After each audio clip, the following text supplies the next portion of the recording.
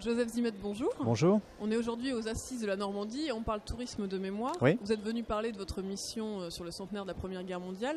Où elle en est cette mission aujourd'hui ?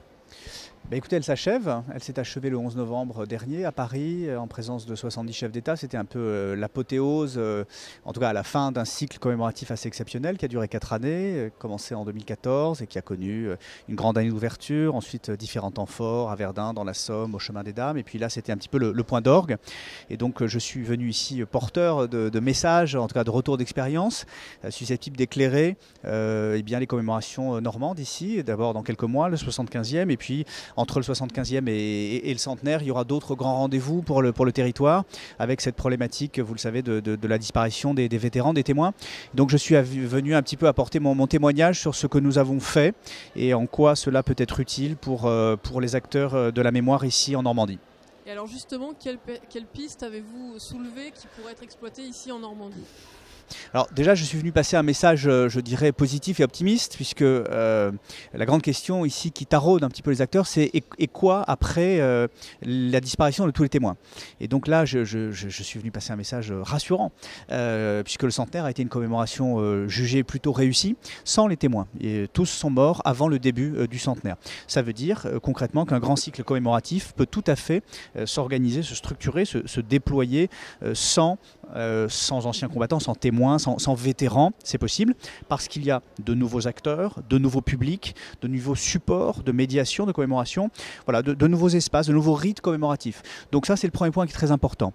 Ensuite, les cérémonies, les manifestations commémoratives ont évolué. Ce ne sont plus seulement des cérémonies, précisément. Il y a une dilatation de la forme cérémonie. On a basculé dans ce qu'on peut appeler plutôt un cycle commémoratif ou même une saison commémorative. Ça veut dire une dilatation dans le temps, plus d'événements avant, pendant la cérémonie, après, autour. C'est un nuage de points maintenant. Un rendez-vous commémoratif, c'est plus simplement le temps institutionnel, le jour J avec les hautes autorités, les vétérans, les militaires, les cortèges. C'est tout ce qui va irriguer en profondeur un territoire. Ce qui va donner la masse critique en termes d'événements, attirer l'attention du public, des médias. Je pense qu'on a basculé vers ça et que le centenaire a été le point de bascule vers ça et vous le pratiquez déjà d'une certaine façon ici en Normandie. Pour moi, l'avenir de la commémoration, c'est ça. Après, on a constaté évidemment le prisme de l'international, que vous connaissez aussi en Normandie. Donc il y a eu une convergence là entre centenaire et Seconde Guerre mondiale.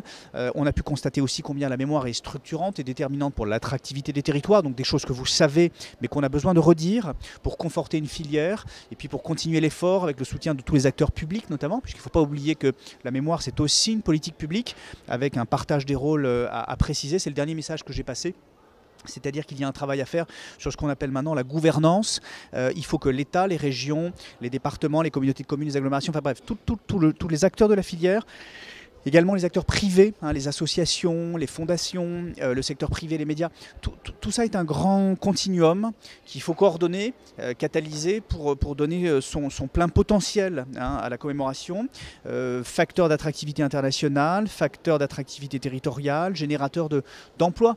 La mémoire, il ne faut pas avoir peur de le dire. C'est aussi de l'économie, ça structure une destination, comme on dit chez les professionnels du tourisme.